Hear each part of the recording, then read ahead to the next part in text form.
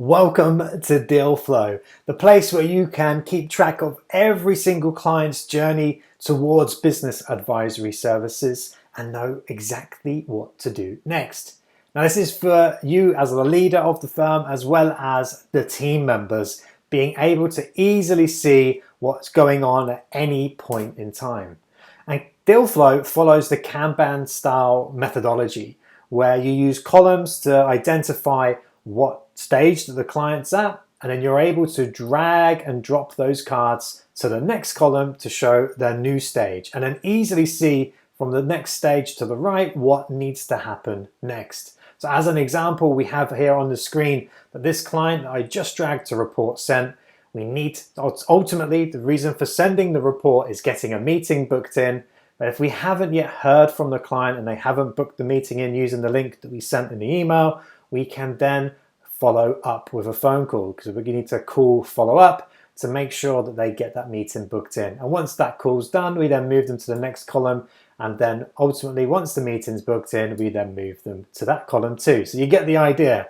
And each time that we move a card to a different column, we then get a new date or an updated date on each of the client cards. Now that shows us when that card was moved to that particular column. That's fantastic to know how long that client has been sat in that stage. So if it's been over a week and we still haven't had the meeting booked in, then we need to follow up again. You get the idea. The really cool thing is that there's an element of automation from within the Clarity platform. So you can send the simple report straight out of the Clarity platform. So you can either download that and attach it to an email, or you can email it directly from within the Clarity platform as if it's being sent from you, and that syncs perfectly with your CRM system. And that will automatically move those clients to the report sent column. And you'll see here as well that we've also got the deal owner's name. So the person that does the dragging and dropping initially, or the person that sends the report, as well as the person who may identify the clients within portfolio view and add them to the clients to contact column, and I'll show you that in a moment, that person will automatically be assigned as the deal owner. But if for any reason that needs to change, we can simply click on the deal owner name and change that to the relevant person.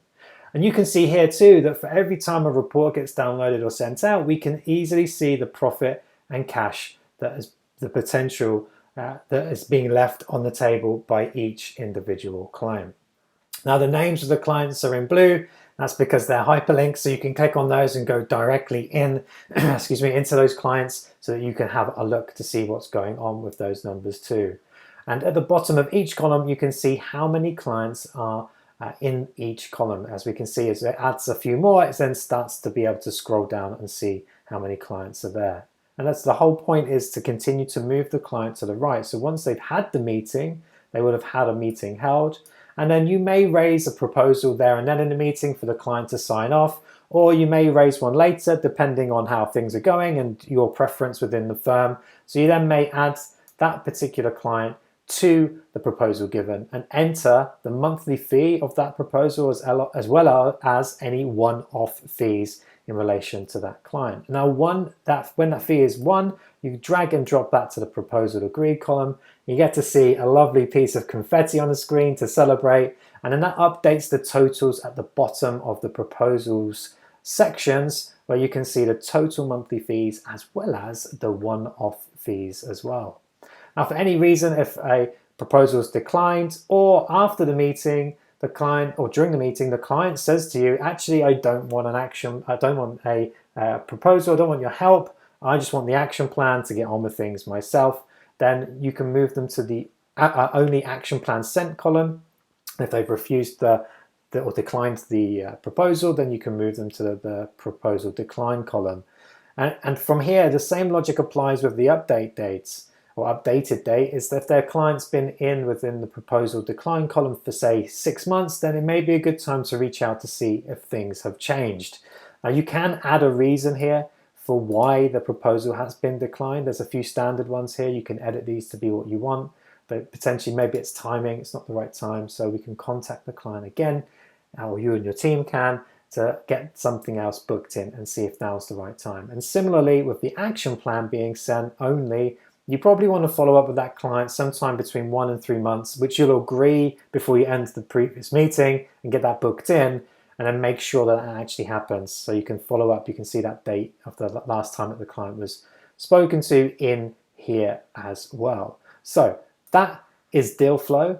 We're really excited about that in terms of how it works. There are a couple of different things in here to help. So there's a filtering. So you've got the, first of all, there's the search. So if you want to find a particular company name, if we start typing in Thor as an example, we can see just that company and see where they are. But also, we can filter by deal owner. So we can see how each team member or each department is getting on, as well as the whole firm, and then hold them accountable, or maybe even gamify that against their colleagues, so that you can see how everybody's performing and be able to move to all of the clients over to getting business advisory services.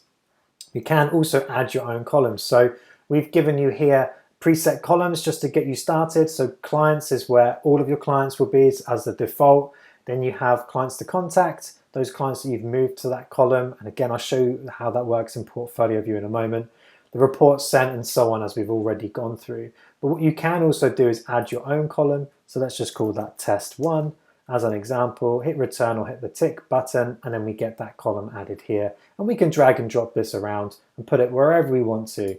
So it gives you an idea of what you can do if you wanted to have your own flow or something slightly different. And again, if you don't need those columns, you can easily edit it, rename it, or delete it as well. But you will only be able to delete it if there are no cards within that column. Otherwise, you won't have that option to delete. So how do we then add clients to the clients to contact column from Portfolio View? Well, let's have a quick look. Whilst you're in Portfolio View, what you might like to do, as an example, is sort by, let's just say for argument's sake, the businesses with the biggest revenue, and say that everyone who is over 100K, as an example, let's click on the top client, and then hold down Shift on the keyboard, click on the bottom client. That fills those ticks in between. And now that we've identified those clients and put a tick next to them, we can hover over actions and then add to DealFlow. And what that actually does is add those clients to the clients to contact column, which is great for identifying those clients to send a report to,